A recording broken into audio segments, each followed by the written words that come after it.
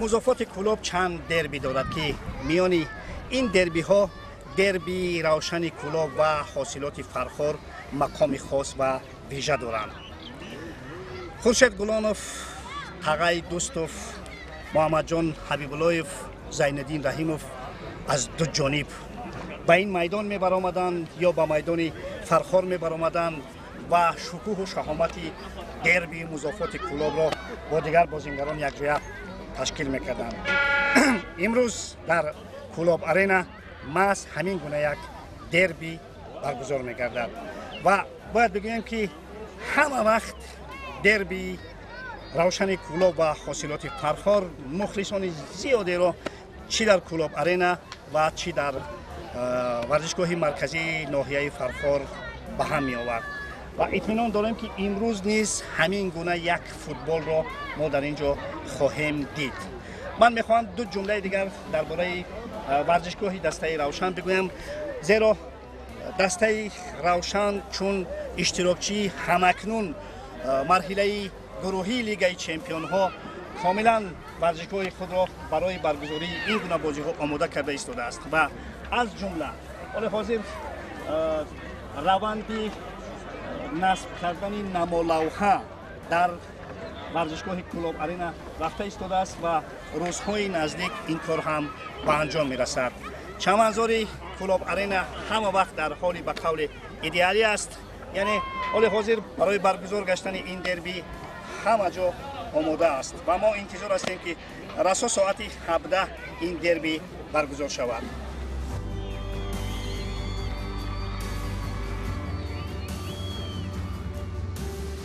نسل کلانسال مخلصان روشن دربی های شدیدی را یاد دارند که چی در کلوب و چی در فرخار ده ها هزار مخلصان را به هم می آورد.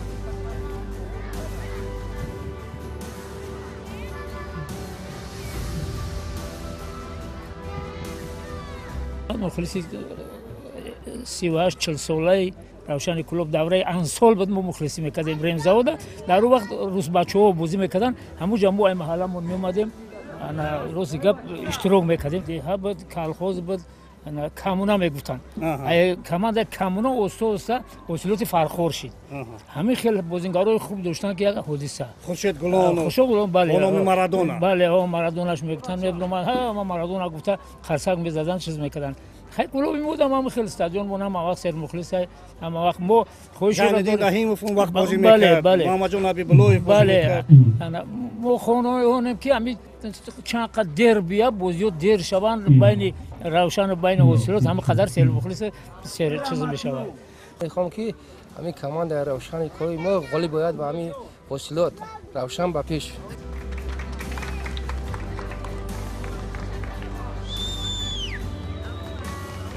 نسل خردسال مخلصان کلوبی باشند بازی‌های خورشید گلانوف معروف با تخلص مارادونا و محمد جان حبیباللهیف و زینالدین رحیموف را یاد ندارند، اما باوری دارند که روشن در این مقایمت غالب می‌آید.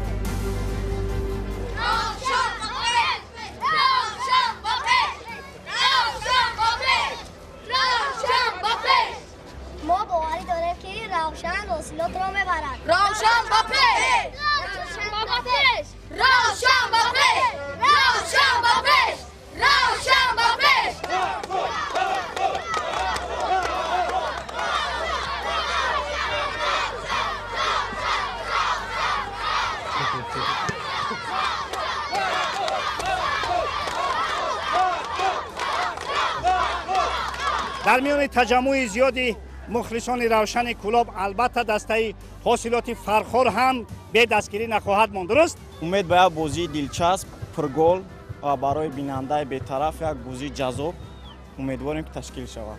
اما شما بی‌طرف نیستید، با حاصلات مخلصی میکنید. بله، ما کلوب خودمون تا وقتی که جان در رمق است دستگیری میکنیم، دوستداری میکنیم، یاردم بالچکی میکنیم. کلوبمون توخه نمیمونه. چند نفر اومده این فرخار؟ برای فعلا 60 کس حالی هم اومده هستند. خب قبلا دربی ها رو میدونستید که چقدر دربی های وزمین به قول میگذارند؟ بله این گونه بازی ها بین دو کلوب در یک ولایت با جوش خروش مخصوص میگذارد. خب از این بازی چه انتظاری ها هست؟ ما مخلصای مسئولیت فرخور از دسته خود امیدواریم که با توافق 2 گل روشن کلوب شکست میدهد. باشه چراله. تا آغاز بازی هنوز وقت کافی بود و داوران بازی تجهیزات علاقوی خود را میسنجیدند تا در روند بازی همه چیز درست باشد. ما باشیم از این فرصت استفاده برده با اجرا کننده وظیفه سرمربی دسته روشن کلوب مسعود نظرزاده صحبت آراستیم. آقا قبلا درباره دربی مضافات کلوب میدونستید یگان چیز؟ من والا چیزای زیاد شنیدم و میدانم که چقدر حساس است برای به اصطلاح این مخلصای هر دو تا تیم و خصوصا مخلصای کلوب که بسیار پرشور هستن. منو یاد تبریز میاندازن و از نظر پرشوری و چون من دربی‌های زیاد دیدم در خود ایران، استقلال، پرسپولیس، همیشه این بازی ها بوده است. من فکر کنم که این دربی هم یک شباهتی داره به هم بازی استقلال و پرسپولیسی که بسیار پرشور و جذاب دیده میشه. پس آمادگی ها چه خیلی است با دربی؟ ما تلاش کردیم که با تمام برنامه‌ریزی که در طول هفته داشتیم بعد از اون بازی گذشته سعی کردیم که تیم از نظر روحی و روانی برگردونیم. ببینید که در چند بازی آخر همین مشکلاتی هست که ربطش میدهند با کار داوران. چی گفتن ممکن؟ ولی من اولا که یه توضیح بدم در رابطه با همون صحبت‌های به اصطلاح بازی قبلیمون. اگر من شکایتی کردم از همین مشکلات، بعضی از مشکلات داوری بوده. اگر نه فوتبال تاجیکستان خودتون میدونید من هر موقع اومدم تلویزیون تعریف کردم و واقعا خب فوتبال تاجیکستان خیلی رشد کرده، مسئولینش زحمت‌های زیاد میکشن. اینو برای میگم که این روشن شود که من منظورم این مشکلاتی بود که خب بعضی از 4-5 هفته اخیر داورا وجود داره.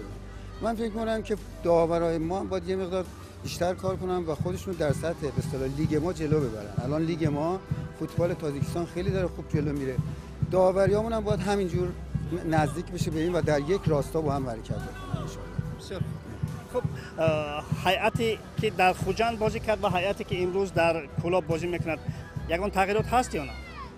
حتما هست. بله ما سعی کردیم. با چه علت تغییرات داره؟ خب اونجا یه بازی سنگین بود و ما یکی دو تا بازیکنمون مشکلاتی از نظر بدنی براشون مصونیت‌هایی داشتیم. سعی کردیم که بازیکنایی که از نظر اصطلاح بدنی آماده هستن، از نظر روحی روانی آماده هستن بتونیم ان شاءالله برای این بازی اضافه کنیم به اون اصطلاح نفراتی که بازی می‌کردن.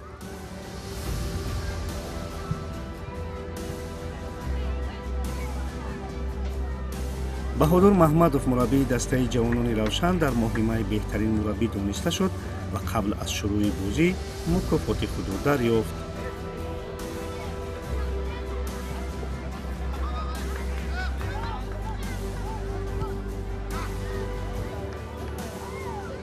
این جایزه تنها هایمان نیست، از دسته روشن کلوب است. همش را تبریک میکنیم. خیلی شاگردو جایزه دیم جایزه آمد 2021 جایزه را گرفته بودیم. خیلی سال در ماه مای کوشش کردن غالبیت به دست آوردن در 4 بازی. این نتیجه همون است. نتیجه همون است. تشکر میگویم که ما را باور کردن. امروز ما همین جایزه را به دست آوردیم. جوانان دسته روشن کلوب میخواهیم که آینده با کوشش کنیم که با جایزه و جای نمایان را اشغال کنیم. بچه‌های جوان تن و روشن دسته منتخب دانی کار کنیم، جوانان را تربیت کنیم، با فوتبال کلان هدیه کنیم.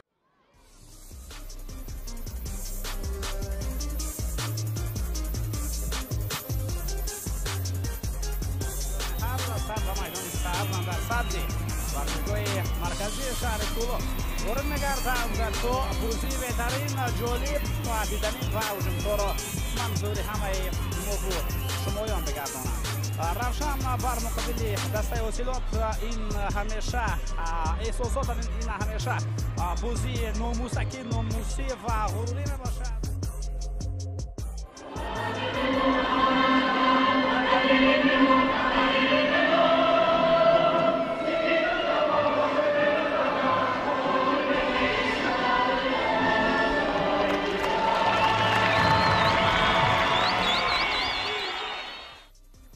مسلم است که دلخواه دربی در عالم فوتبال میان حریفان ارشد سرسخت همیشه از ورق تازه آغاز می‌گردد و این بازی نیز استثنا نبود.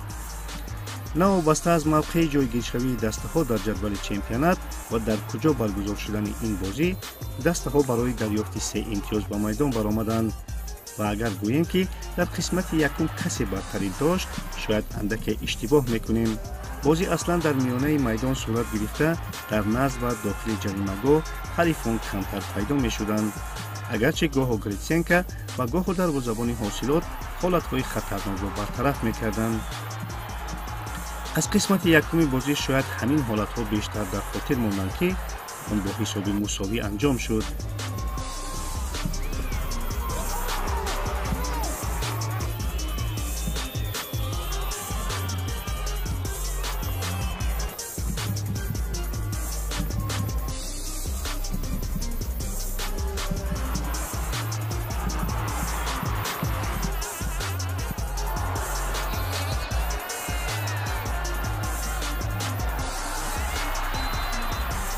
و دوبار هم صداشکش را بلند میگرداند. همین طور قسم اولی رقابت دستای روشن شهر کلوب و حاصلات نوای فرخار به انجام رسد. حساب رقابت 0-0 است. دسته‌ها نتوانستند در نیمه اول با زدن گل دست یابند، ولی ما با شما بازی بسیار هم جالب و دیدنی را تماشا کردیم.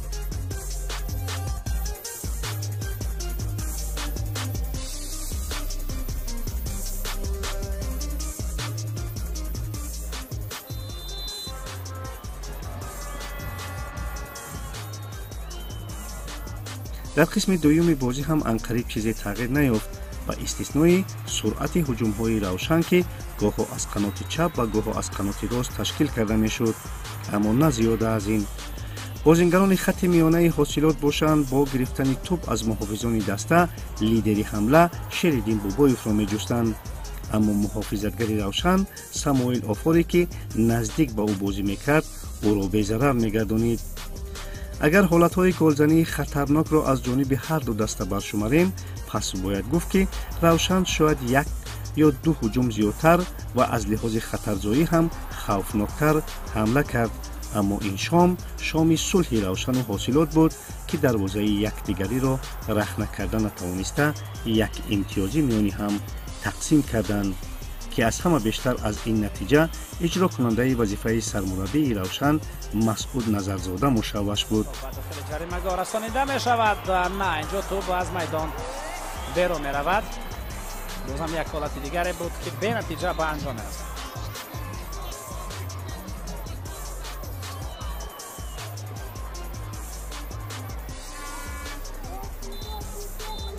خب همینطور دوباره صداشکش را بلند میگرداند. بازی دسته‌های روشن و حاصلات یعنی دربی ولایت ختلان به گل.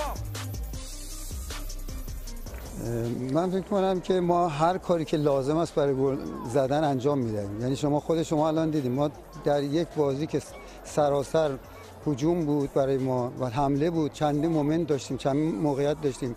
من میتوانم به جرئت بگویم که تمامی بچهای ما مومنت گلزنی داشتن، ولی خب ما دیگه ضربه آخر من که خود نمیتوانم من برم بزنم. در جلوی دروازه ما توپو میاریم، در دهانه دروازه توپو نمیزنن تو گل.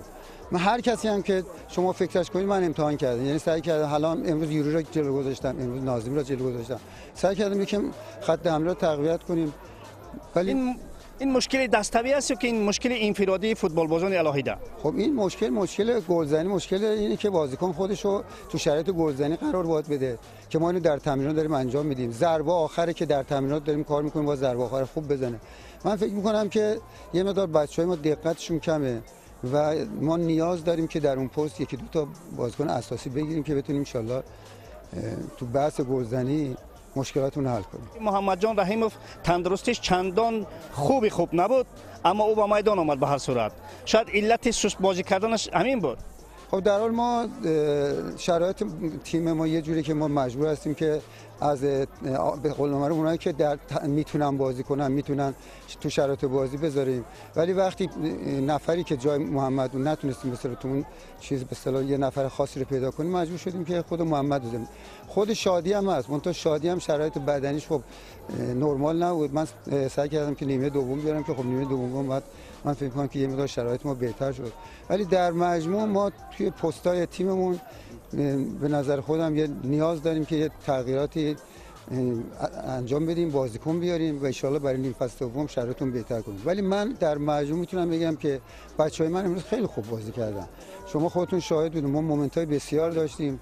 اون تیمم من نمیتونم بگم بد بازی کرد، اونها هم خوب بودن، ولی اونا بیشتر روی رفته بودن تاکتیک اوت انداختن، یعنی بیشتر از تاکتیک اوت انداختن استفاده می‌کردن.